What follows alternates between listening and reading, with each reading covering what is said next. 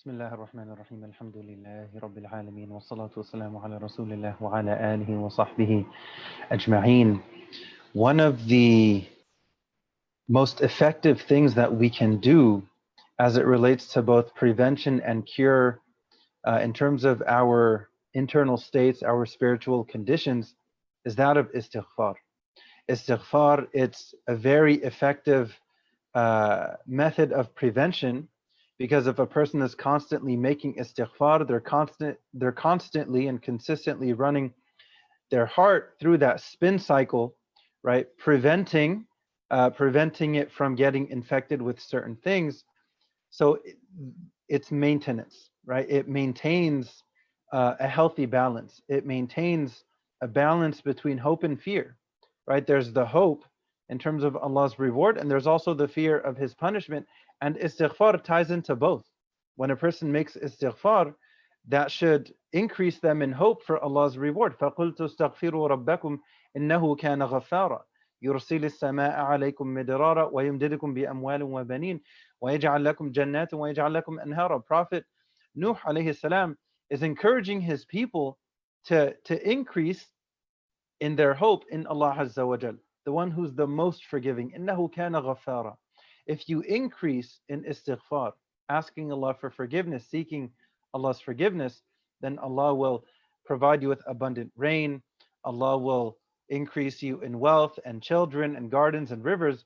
So this, when we come across these ayat, naturally they increase us in hope as it relates to making istighfar. Allah tells us in Surah Az-Zumar, إِنَّ اللَّهَ يَغْفِرُ الذُّنُوبَ جَمِيعًا إِنَّهُ هُوَ الْغَفُورُ الرَّحِيمُ, that Allah is willing to forgive any and all of our mistakes.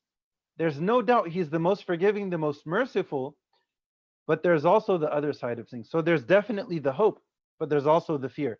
If a person refuses to make istighfar, if a person insists on not making istighfar, then there's the other side of things. Right? Allah tells us after what's known as the ayah of hope in Surah Az-Zumar, in the ayah after that, Allah says, وَأَنِيبُوا إِلَىٰ رَبِّكُمْ وَأَسْلِمُوا لَهُ, and turn to Allah in forgiveness and submit to Him before a punishment comes to you unexpectedly. We ask Allah to protect all of us. Right? So there's all of this hope. There's this huge amount of hope in the forgiveness of Allah. And if a person says, yeah, I don't care, okay, then there's another side. Then there are ramifications for that. Right? So one of the best things that we can do to try to maintain our spiritual fitness, if you will, right, is to make istighfar. It's prevention. It helps to prevent certain spiritual diseases from entering the heart.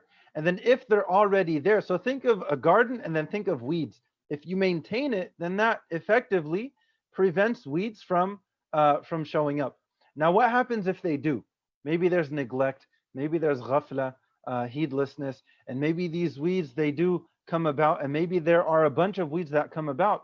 Istighfar, it's not just prevention, it's also cure. It's also a method, it's also a spiritual way of uprooting and pulling out and yanking out those weeds. So we have a ton of benefits that come from making istighfar.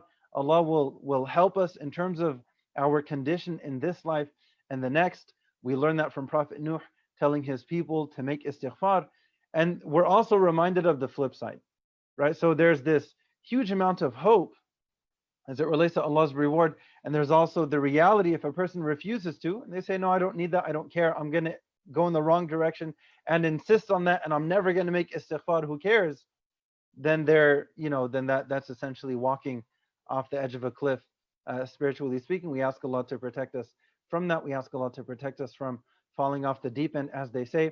We ask Allah to accept our istighfar and to bless our istighfar, Ameen Rabbil Alameen.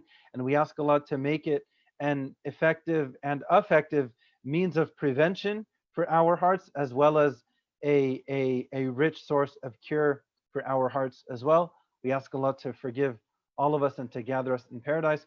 ربنا تقبل منا إنك أنت السميع العليم وتب علينا إنك أنت التواب الرحيم سبحان ربك رب العزة عما يصفون وسلام على المرسلين والحمد لله رب العالمين.